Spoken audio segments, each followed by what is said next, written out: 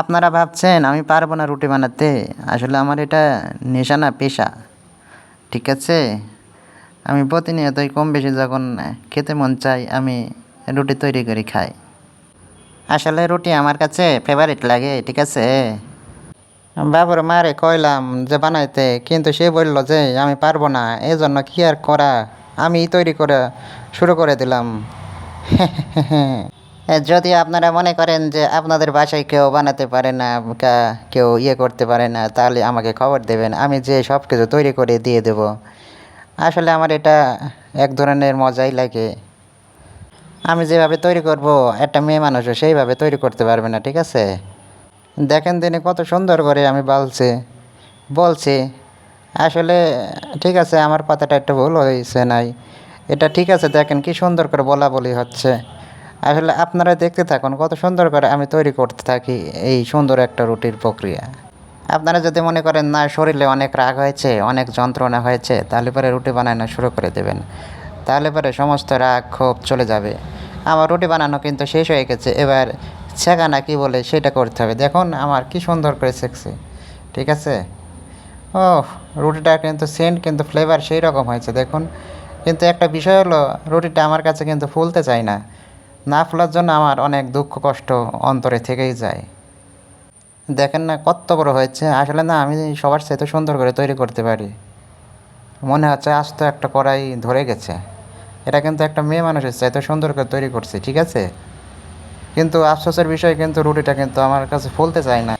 এই রুটিটা দেখুন অনেক সুন্দর করে এবার আজকে উল্টাই দিচ্ছে, উল্টানোর পরে কিন্তু আস্তে আস্তে আঁকাটা কি বন্ধ হয়ে গেছে নাকি, আঁকার চুলাটা বন্ধ হয়ে গেছে নাকি, আমি কিছুই বুঝতে পারছি না। অটোমেটিকই চলছে।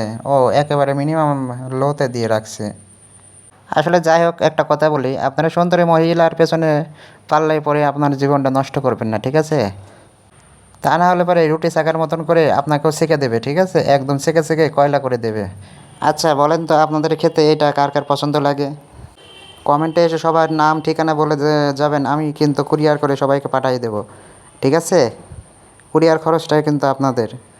আপনি নাম ঠিকানা সব কিছু দিয়ে যাবেন, আমি কিন্তু সব কিছু পাঠিয়ে দেবো। দেখুন না কেমনভাবে পড়ে যাচ্ছে। আসলে আমার কাছে সব কিছুই হয়, কিন্তু এটা কিন্তু ফুলতে চায় না। কী করতে ফুলতে চায় না এটা কিন্তু আমি জানি না। আসলে ফুলার কি কোনো টেকনিক আছে, আলাদা কোনো কোনো কিছু আছে, আমি এটা বলতে পারলাম না। অনেক সুন্দর দেখুন, রুটিটা কিন্তু অনেক বড় হয়ে গেছে। ফাইনালি কিন্তু আমার কিন্তু সব কিছু শেষ, রুটি বানানো, রুটি সেঁকা সব কিছু শেষ হয়ে গেছে।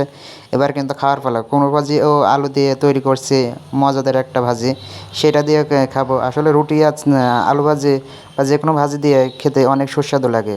খাওয়ার পরে বলবেন ও মজা, কি সুস্বাদু। এখানে কিন্তু 7-8টা মতন রুটি হয়েছে। 7-8টা রুটি খেতে আমার কাছে কোনো মামুলি বিষয়, ঠিক আছে। এর সাথে যদি আপনি গরুর মাংস হয়, ওফ, স্বাদ সেই মজা বলবো, ঠিক আছে। আসলে অ্যালার্জির জন্য গরুর মাংসটা খেতে পারছি না, এখানে ভাজি দিয়ে খাবো। ও, কিন্তু মজাটা কিন্তু যে খাবে সেই বুঝবে। আমি খাচ্ছি কিন্তু আমি বুঝতে পারছি। এই অনুভবটা আপনারা যদি নিতে চান, তাহলে পরে কিন্তু অবশ্যই কমেন্টে বলে যাবেন, তাহলে পরে আপনার পার্সেলটা আমি পাঠিয়ে দেবো, ঠিক আছে। নাম ঠিকানা বলে যাবেন এবং আপনার কুরিয়ার সার্ভিসটা দিয়ে যাবেন, তাহলে সব ঠিক করে পাঠিয়ে দেবো। ও, শান্তি, মজা।